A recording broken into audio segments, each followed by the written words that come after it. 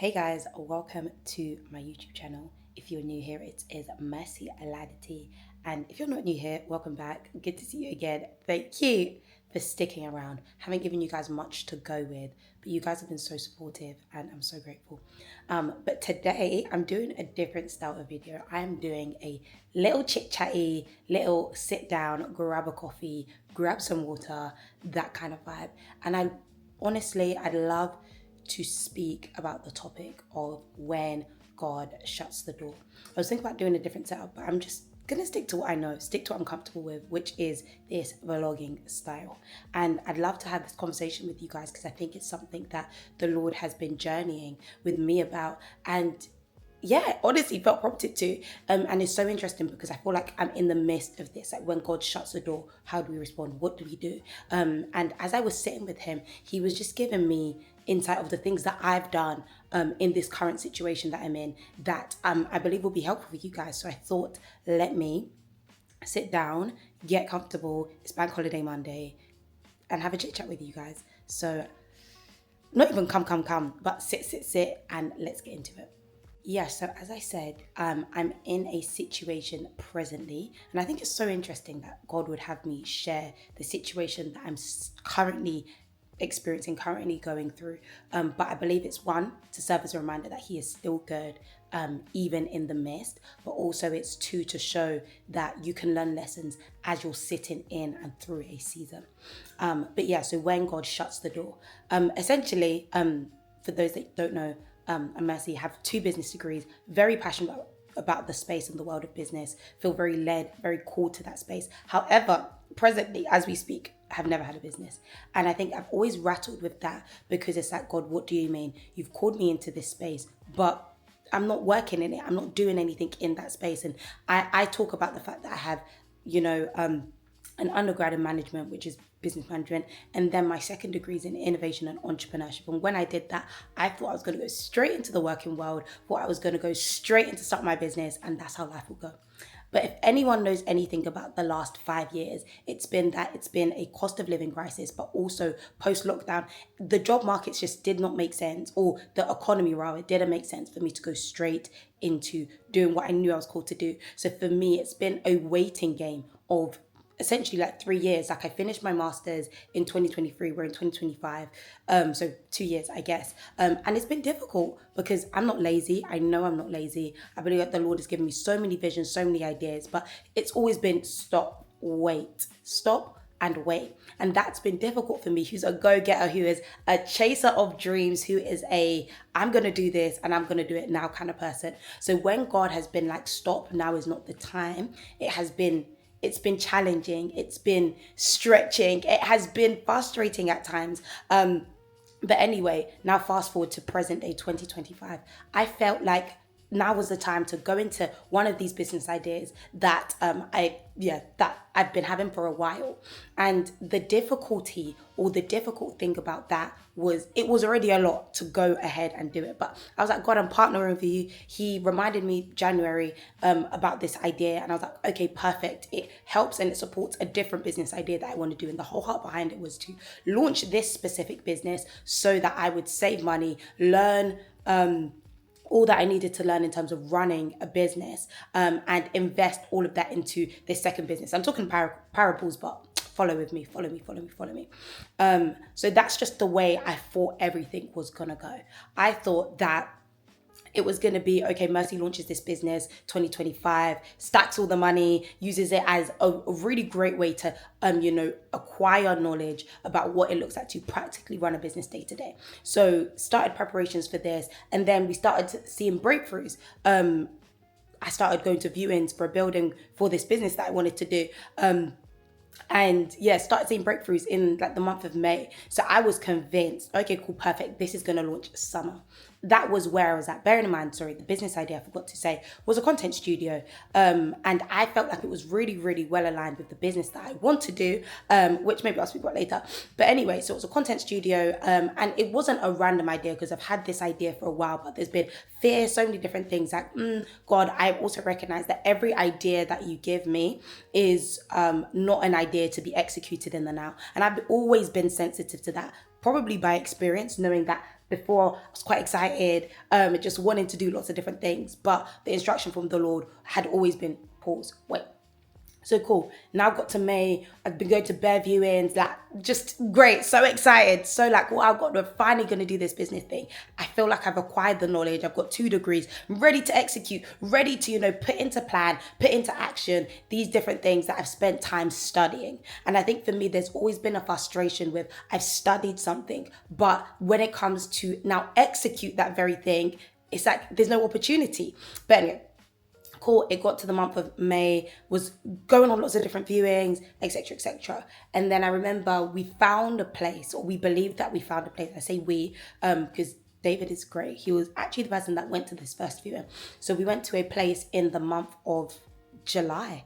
No, end of June. Went to the place end of June. And we were going to put in an offer. Like, it was going to be great. It was going to be fantastic. And then I remember we were going back and forth, just making sure that the contract was mutually beneficial. Because I was like, if I'm doing business, if I've waited this long, I'm not trying to do this to set myself up for failure. If I'm doing this, I want to do it well. So we got the lawyers involved. We did all of the right things. And I think that's important to note, that we did the due diligence. We did the right process. But anyway, gave it to the lawyers, was going back and forth. We finally landed on a contract that we felt was mutually beneficial for ourselves. And we were like, we're ready to go. I remember I was telling the guys, like, oh my gosh, like, gonna pay today, pick up the keys tomorrow, we're getting started. Had already booked meetings with the interior designer, had already started like looking for furniture, had already started doing all the right things, like genuinely. That was just what I was doing, because I was like, God, if I'm doing this thing, I want to steward it well. I want to do it right. I want it to please you. I want it to glorify you, and all of these different things. And then we got to, I'm messing up the timeline a little bit, but anyway, we then got to paying for, I remember it was a Wednesday, because I work from home on Wednesdays. So I did it in my lunch break. We got to a Wednesday, I was about to pay the deposit so that we could pick up the keys on the Thursday. And then I remember going to pay the deposit for this business that I've been so excited about, by the way. Like, I didn't really tell people, again, for the reason that I've always been a talk is cheap kind of person. And because sometimes I love talking and those things don't get executed, or God is like, stop. I was like, no, I'm going to tell people once this is set in stone. So that was my strategy. That was the way that I was going with it. But anyway, on this amazing fine Wednesday, went to go pay the deposit. I was praying just before. I was like, God, like, and like my scripture that I'd been holding on specifically for this content studio was Matthew 6 verse 10. Thy will be done. Thy will be done. And I remember I would declare that. I would be speaking that over the situation, like, God, whatever is happening, especially because it's so unknown, it's so fresh. Like, I've just not been in this space before. Like, my one cry to the Lord was, God, your will be done. Lord, your will be done, your will be done, your will be done. So cool. I remember just saying that prayer, that had got into the routine, into the habit of speaking over this business idea, had got there, had done that. And the bank called me, and I was like, this is routine check. Like, I've been to uni before, we've paid rent, we've done all of these different things. So I was like, okay, yeah, it's routine, it's a large payment, they're going to flag it. But no, this bank person, God bless him, and I see the Lord in this so much, because this was when the Lord shut the door. This door, like, for me, was like, oh, finally an open door, especially where it had seen that so many doors previously in previous seasons had been slammed in my face as it pertains to business, as it pertains to the things that I know and I believe that I've been called to. That door was slammed in my face.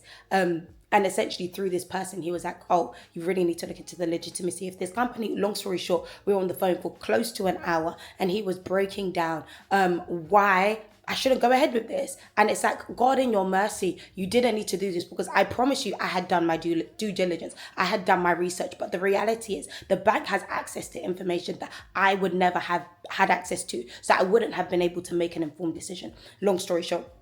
That's what I've taken from the situation. But anyway, I remember this, getting off the phone to this bank official, and then I now felt like I was at a crossroad. I was like, okay, cool. Like, it feels as though at the time anyway, bear in mind this was like a month ago, but anyway, at the time it felt like, okay, I've been awarded more time. I believe that God has been kind, he's given me more time to make sure and think about this decision. So I remember I was in a place of like, God, let me just seek your face. Let me know. I feel like I've been given some this grace period, essentially. I've been given a grace period to really, really, really make sure that this is what we're doing, just to make sure that this is the route that we're going down. So I remember I was seeking the Lord's face, and I actually posted this on my story, which, oh wow, this was like 2 weeks ago. Posted on my story. I went to spend time with Jesus in like a parking in my house. Cool.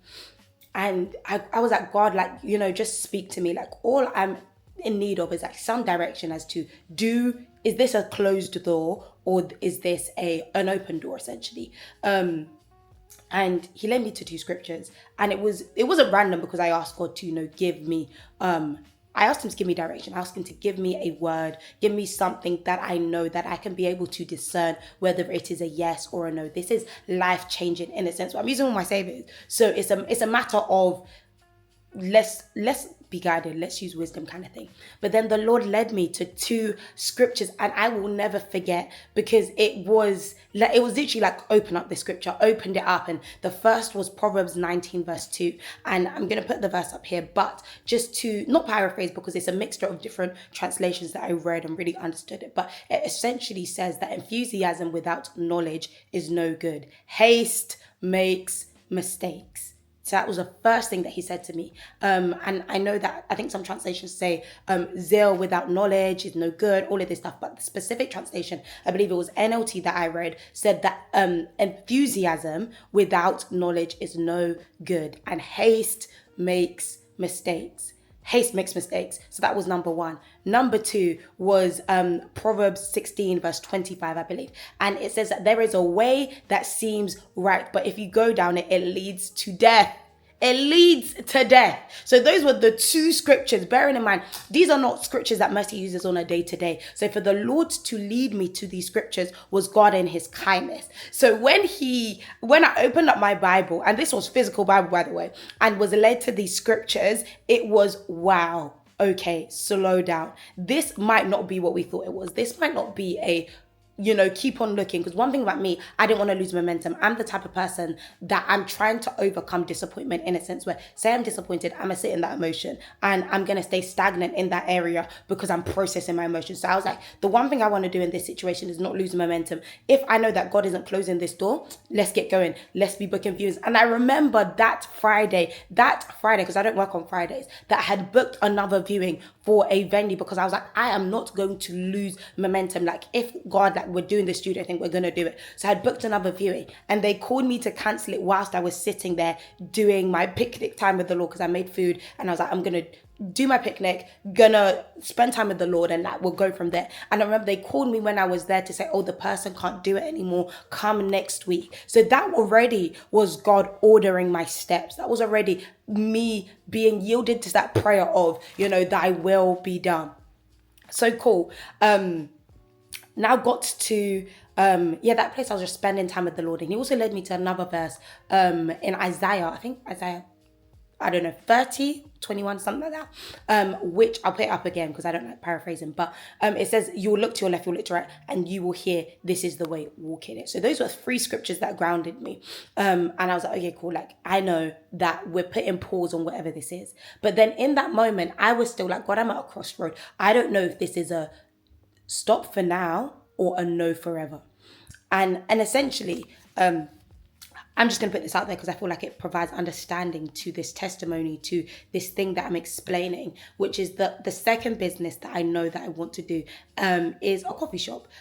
Always felt like it, just as I again put on my story, that I really feel led to the 4 spaces of things, which is, work, church, home. Those are spaces that we as believers, we exist in by the grace of God. But ATC has always served as a 4th space, which is not to replace the work that the local church is doing. It's not to replace the value that you find in your home. It's not to replace the work that you're doing, whether that be in a job, whether that be in a side hustle, whether that be in a passion project, whatever it is, or studying. It's not to replace those spaces, but it's to simply complement those spaces and bring understanding to how you can exist better in the space of church, how you can exist better in the space of your home, how you can exist better in the space of work, studies, or whatever you find your hands doing.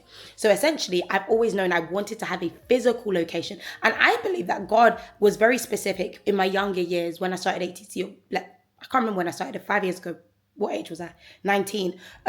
I believe the Lord was super specific when I started it, in saying that you will have a physical location. And he gave me a time period of how old I would be at that time. And I'm not at that age yet. So it's always something that I've been holding onto by faith, that we will have a physical location. So I've always known that coffee shop is where I want it to be. Or over the years, rather, God has shown me that coffee shop is what we're doing. Like, it's what we're partnering with. It's so exciting. But I thought that the content studio, and I remember seeking wisdom and seeking counsel, like, is this a distraction? And at that time, I concluded that no, the content studio is not a distraction, but it is something that is simply leading up to something that is allowing me to acquire along the way, what I need to know in order to do this coffee shop. So anyway, I was like, okay, cool. God is opening God is opening the door for a content studio, or that is what I thought. Or yeah, that is what I thought essentially. But then after sitting down with him, it dawned on me that God can pivot. God can not change his mind. God is not a man that he should lie. And I think it's important to say that. But God can expand on his word, and it is our responsibility as his children to ensure that we know what God said yesterday, what God said now, or what God is saying now, rather than holding on to what he said yesterday or what he said 2 days ago. And the story that comes to mind relating to this is Genesis 22, which is Abraham giving up his son, the promised child of Isaac. He went to sacrifice his son Isaac. And imagine if he hadn't heard the Lord in that moment, who said, this was just a test. I didn't want you to follow through with this, but I was just testing your obedience. Imagine if Abraham didn't bother to rehear the Lord, to see where the Lord was at, and he went and he gave away his promised child Isaac. Like, just imagine. And when, again, like, God was like, yeah, learn something from this Abraham story. It was, for me, the importance of one pivot and being flexible and being open to God changing what you thought you had in mind, essentially. This has been a little bit of a fragmented story, but I'm hoping that you guys have been able to follow through with me, that you guys have been able to journey with me as I'm explaining this. But essentially, long story short, we can now come to the conclusion that the Lord has shut the door through seeking his face. And I didn't just take it, not because I'm disobedient or anything, but I was like, God, because I was so sure of this, and because I'm so sure I hear God, I don't want to fall down the trap of, God, do I really hear you? So I was like, God, okay, cool. I sense that things have changed. I sense that things have shifted, not just through my situation, but also through what you're communicating. So I'm going to pause, and I'm going to continually seek your face and continue asking you this question of, God, is this a closed door? So when we've come to the conclusion now with God that he's closed this door, I'm like, okay, cool, God, where does this leave me now? Like, what did this leave me doing? And that is where I'm at now, because I don't want to lose momentum. I believe that, as I said, that I'm called to this space of business. I'm not yet seeing the fulfillment of this thing. I thought, was going to launch in August. Like that, I can't explain to you how real this was going to launch in August, was going to, grind hard, focus on this for the rest of the year, and that would be it, kind of thing. But God had other plans. And I don't know, but I feel like I'm here to encourage anyone who has been in a similar situation, or maybe not such a similar situation, but a situation where God has shut a door. I want this video to be encouragement of what to do. So I'm going to go into that right now. Thing that I believe that God wants us to do whilst we are waiting, because essentially, to bring understanding into what this season for myself is now, it is a waiting period where I believe that God has spoken, and I'm waiting for the manifestation and the fulfillment of that. So essentially, what I'm going to speak about is what to do whilst you're waiting, because there's one thing that you are going to do whilst you're waiting is wait well. And point number one, just to provide language, is be ready, stay ready, be found waiting with the right attitude. That is point number one. Be ready, stay ready, and be found waiting with the right attitude. I believe this is so important because if we believe that God is who he says he is, if we believe that God is not a man that he should lie, if we believe that he is faithful to his promises, even when we are unfaithful, and that is 2 Timothy 2:13, I believe. It is so important that we do not take it as an opportunity to hold grudges against the Lord, to sit in disappointment, to lose track, lose momentum of the word that God has spoken. When situations arise that God would shut a door, it is important that we find ourselves, we do whatever it takes. And I say this wholeheartedly, do whatever it takes to remain with the right posture towards the Lord. He is not against you, but he is for you. And it is important that you remember that, because when disappointment comes, when discouragement comes, when you're reminded of the thing that you're promised, but it is not there yet, it is important that you remember that the Lord is on your side, that God is on your side. So that is point number one. Point number two is ask God questions. Ask God questions. And something God said to me during this period is that every student needs a teacher and every teacher needs a student. And what I understood from that is that God delights in the fact that we would remain as students under him and let him teach us. He loves the fact that we ask questions. He loves an inquisitive child. He is not a father who shies away from his children asking him questions. He's not a father who does not, or who despises or does not delight in the fact that his children ask him questions, but actually he loves it so much. And yeah, that is point number two. Ask the Father questions. Don't just take no for an answer, because the reality is, and as I was discerning in my situation, I was trying to understand, and only came from asking God questions, whether this was a no or a not now. And they sound similar. No, not now, sounds similar. Like even now, no. Do you get what I mean? Like they sound similar. And it's important that you know from God, and you seek God and you ask him, God, is this a no or is it a not now? And that comes from asking him questions. It comes from asking him questions. And something I'm reminded of is, the story of Jacob. Jacob wrestled with the Lord and he did not leave, until that he knew that something had shifted, right? And that's when Israel was now birthed. Yeah, that's when Israel was now birthed. Just double checking my theology. Sorry.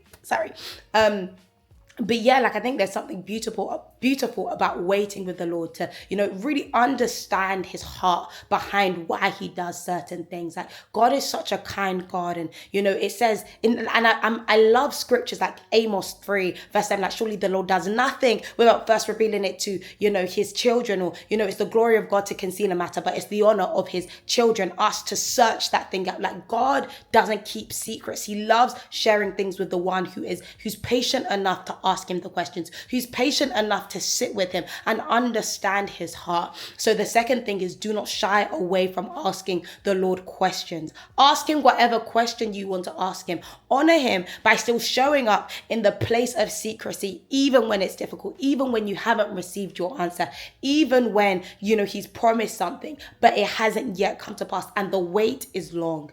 Honor him by showing up. That is point number two. Point number three is rejoice in the fact that the Good Shepherd is leading you and you don't know where you're going. There is something that I find comforting, especially, do you know what?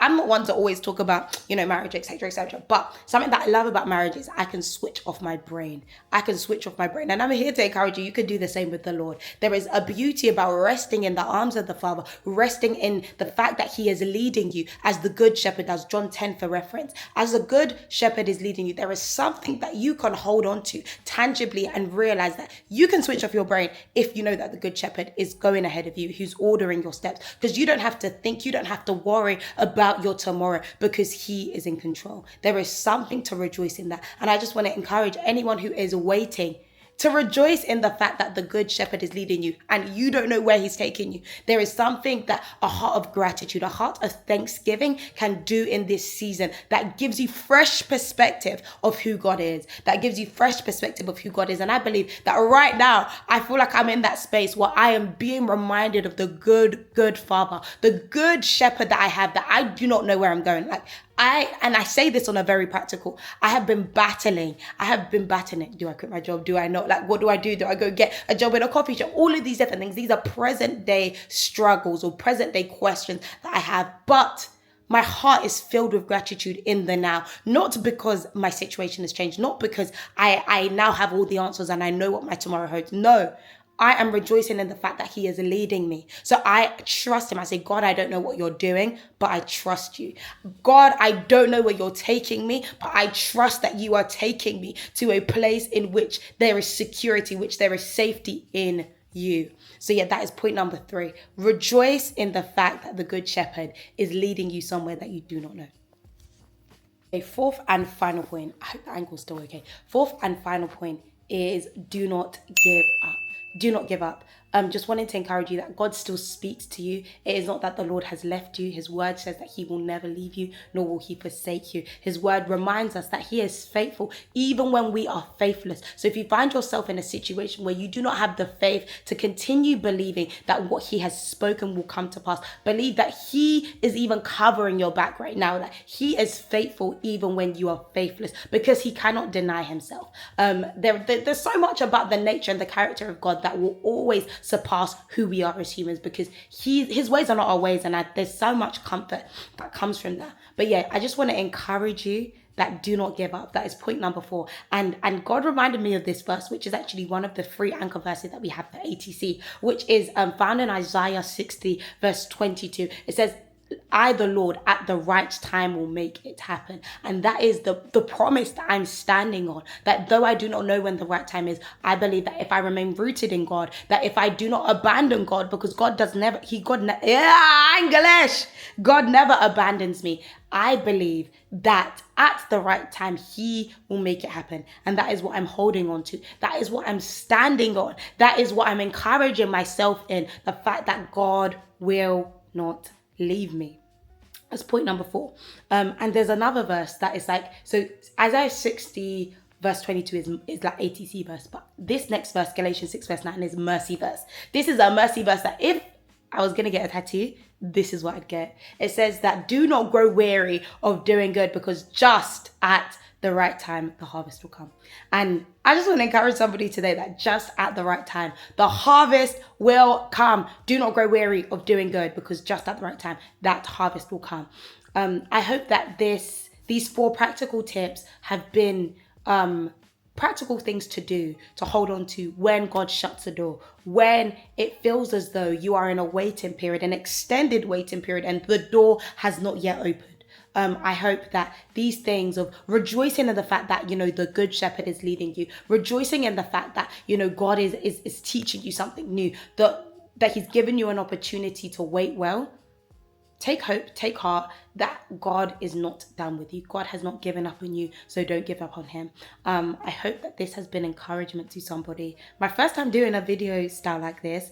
And I just pray that you guys receive this as words from the Lord, that you guys receive something from this video that will carry you through to the next season by the grace of God. And I just pray that for the person that is waiting, for the person that is weary, for the person that is tired, for the person that is waiting for God to open the door, that is waiting for their breakthrough, I just pray that God gives you strength to continue waiting, that he fills you up with nutrients that will allow you to wait well, to not grow weary, but also to come out stronger than when you began this waiting period. And I just pray that you are reminded that God is for you and not against you. In Jesus' name, God bless you guys. Thank you so much for waiting around, for sticking around for this video. It's been a good time, and I'm hoping that we get to do more of this. God bless you guys. Oh yeah, don't forget to like, comment, and subscribe.